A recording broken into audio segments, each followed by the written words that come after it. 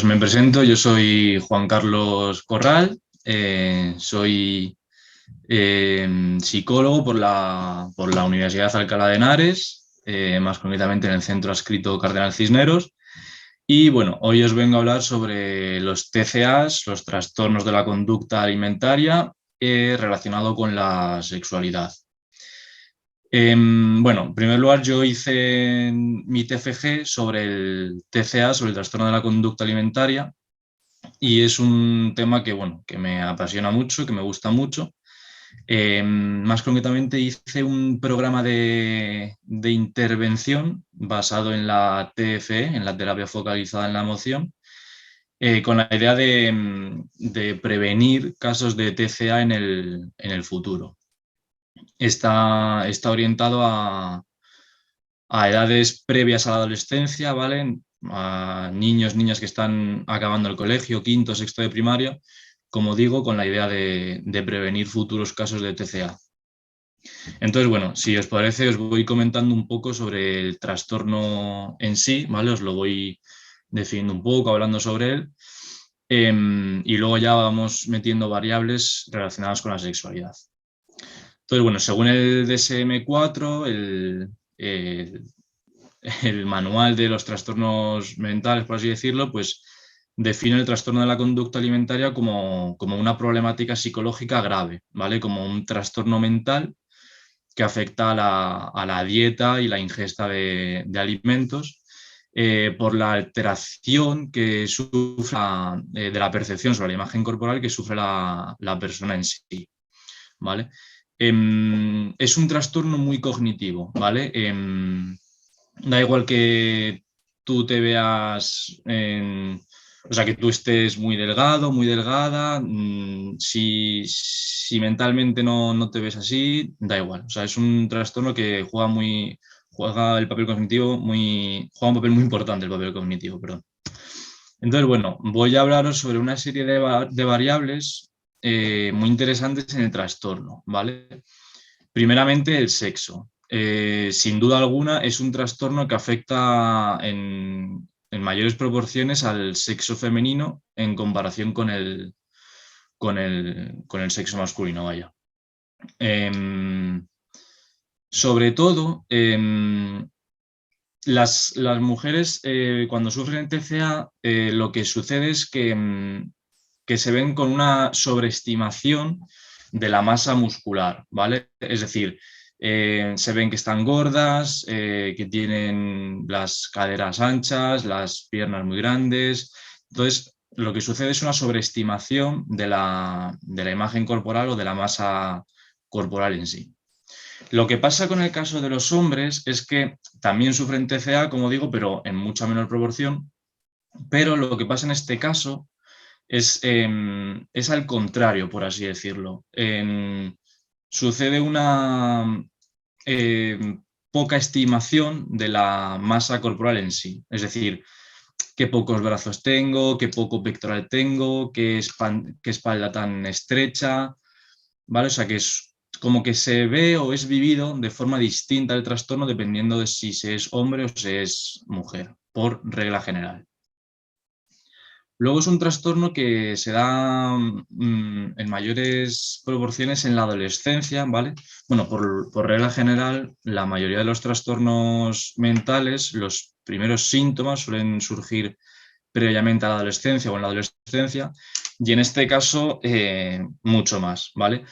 Sí que es verdad que en algunos casos, a lo mejor de 7 a 10 años, 7 años, 8 años, 9 años, sí que puede haber algún caso, pero por lo general es de forma previa a la adolescencia, antes de entrar en la adolescencia, algo que bueno, si lo pensáis en frío tiene sentido, ya que es una etapa de nuestra vida en la que hay muchos cambios a nivel físico, empezamos a madurar, nuestro cuerpo empieza a sufrir muchos cambios, entonces, bueno, es algo a tener en cuenta.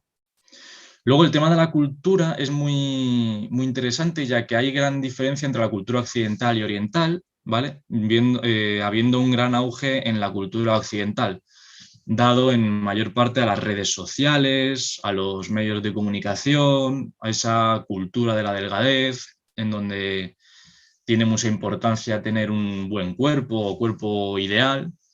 Y bueno, el caso de las redes sociales es impresionante todo lo que influye. Vemos, por desgracia, en redes sociales, como digo, en Instagram, a lo mejor comentarios en los que aparece un chico o una chica en bikini o en bañador y bueno, comentarios muy desagradables, enfatizando sobre todo en la imagen corporal. Entonces, bueno. Y luego, además, lo malo que tiene este trastorno es que es un trastorno multicausal, tanto en la etiología, es decir, en el origen, como en el transcurso del mismo. No es que haya algo que te haga tener TCA, sino que hay varias variables a tener en cuenta que hacen que este trastorno se dé y transcurra en el tiempo. Entonces, bueno, volviendo a mi TFG, definí como 4 conceptos que están muy latentes en este trastorno, que es la insatisfacción corporal, la crítica a uno mismo, la autoestima y las emociones. Si os fijáis, he puesto flechas bidireccionales porque se retroalimentan entre sí, ¿vale? Y bueno, voy a empezar con la insatisfacción corporal. En muchos estudios, en muchas investigaciones, sobre todo en programas de intervención, sí que se vieron que conseguían curar o tratar de alguna forma la sintomatología del trastorno de la conducta alimentaria, pues ya sea, por ejemplo, consiguiendo que no se lleven a cabo conductas purgativas, que se lleven a cabo dietas correctas, raciones adecuadas de los platos, etcétera, pero seguía habiendo una insatisfacción corporal, es decir, no conseguían llegar a estar contentas o contentos con su propio cuerpo, a pesar de tratar con eficacia toda esa sintomatología. Es un trastorno, por otro lado, que hay una gran crítica a uno mismo, ¿vale? Algo que afecta sin duda a la autoestima, ¿vale? O sea, es un trastorno en el que te ves muy mal, tienes una muy mala imagen tuya, ya no solo física, sino mentalmente.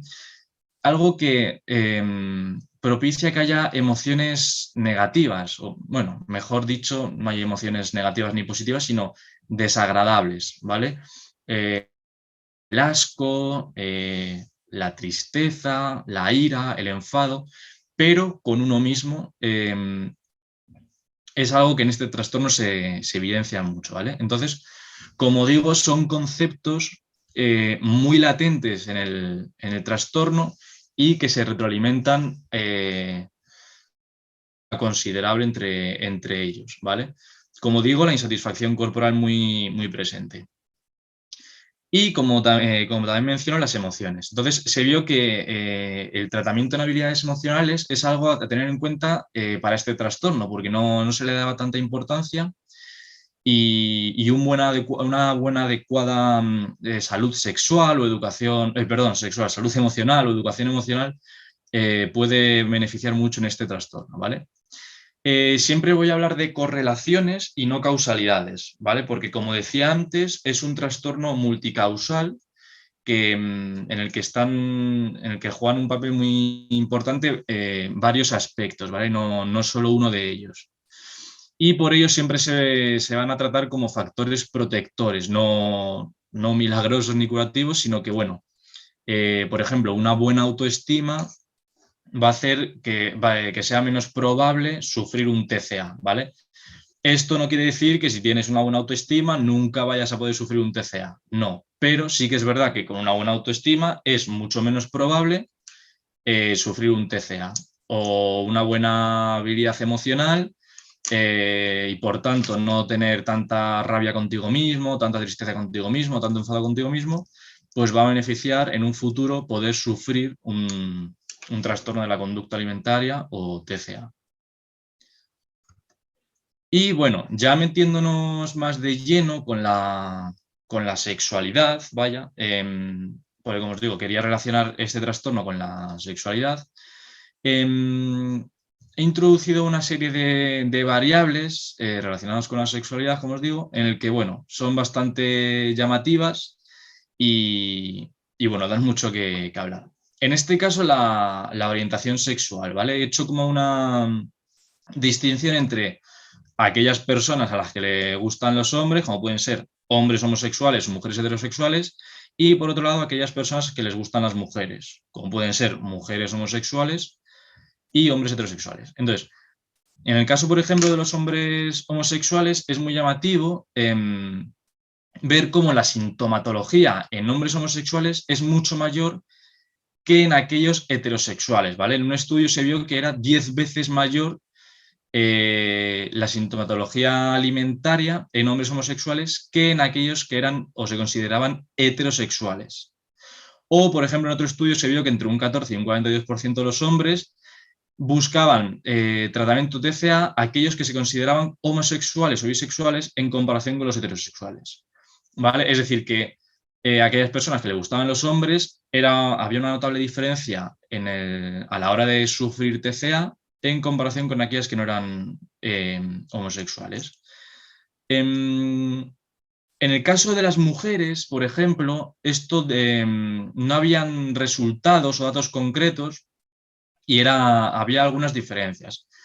Por ejemplo, en la primera investigación que pongo, los niveles de sintomatología en mujeres homosexuales eran mucho menor que en aquellas heterosexuales, ¿vale? En aquellas mujeres que le gustaban las mujeres era mucho menor que en aquellas que le gustaban los hombres. Luego, por ejemplo, en otra investigación, como la de David y Green en 2011, no había diferencia entre la insatisfacción corporal entre aquellas mujeres que se consideraban homosexuales que aquellas que eran heterosexuales. Y luego, por ejemplo, en contraposición con la primera investigación, la última investigación muestra que, bueno, que mujeres homosexuales y bisexuales sí que tienen mayor probabilidad de llevar a cabo conductas purgativas o consumir pastillas para adelgazar, en contraposición con aquellas que se consideran heterosexuales. Entonces, bueno, sí que es verdad que algunas investigaciones muestran que esto puede estar relacionado con esos ideales o con aquellos aspectos que perseguimos, ¿no? Quiero decir, los hombres en muchas investigaciones persiguen esa imagen más física o tienen mayor interés en una imagen física o un aspecto corporal, en contraposición con las mujeres, que ven la imagen corporal como algo más secundario y persiguen otras cosas, otros aspectos. Entonces, bueno, a grosso modo, perdón, y de aspectos muy generales, porque siempre hay que investigar más, nunca se puede dar algo por hecho. La orientación sexual minoritaria en los hombres sí que puede ser un factor de riesgo en contraposición con el factor protector que puede ser en el caso de las mujeres. Pero, como digo, hay que seguir investigando porque no hay datos concretos, vaya. Luego, una variable que está relacionada con el TCA, que es algo que me causó bastante impacto, no tenía idea, es que aquellas personas que habían sufrido un abuso sexual en la infancia tenían mucha mayor probabilidad de sufrir un trastorno de la conducta alimentaria en el futuro. En parte por esa repugnancia que se había dado hacia sí mismo sobre la femineidad y la sexualidad.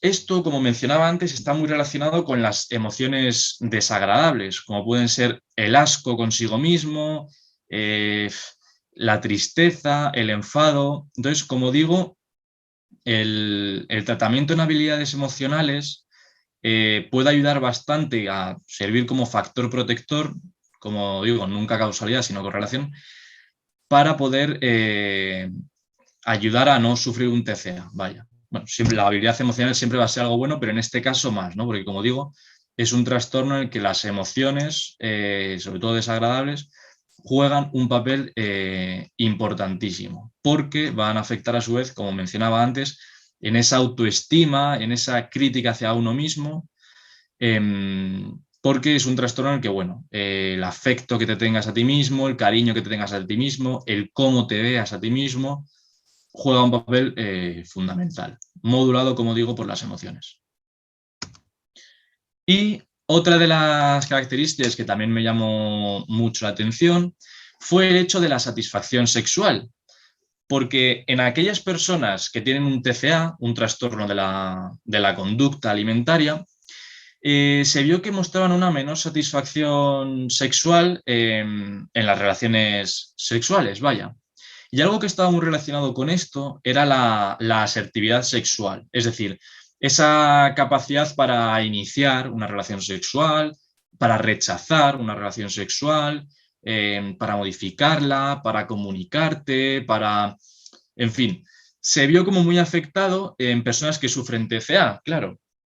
En un trastorno en el que la autoestima se ve muy afectada y suele ser común, por desgracia, esa baja autoestima en personas con anorexia, con, pues, claro, al no verte, al no tenerte cariño, al no tenerte afecto, por desgracia esa asertividad se ve disminuida porque, claro, no te ves con fuerzas a lo mejor de decir, pues no, no quiero esto, o te da miedo poder enfadar a la otra persona, que se enfade contigo, te da miedo que, claro, eso afecta a tus emociones porque puedes verlo como un ataque a tu autoestima y esto puede hacer que te ataques tú mismo a tu autoestima, criticarte a ti mismo. Entonces, bueno, son variables que no, vamos, que me llamaron bastante la atención y que hay una gran notaría en personas con TCA y en personas que no lo sufren. Y bueno, en definitiva, o quería como lanzar un mensaje, vaya, es muy necesaria una educación sexual, ¿vale? Porque en los estudios que he visto a la hora de hacer mi TFG y para hacer esta tertulia, sí que es verdad que se hace notable la falta de una educación sexual, ¿vale?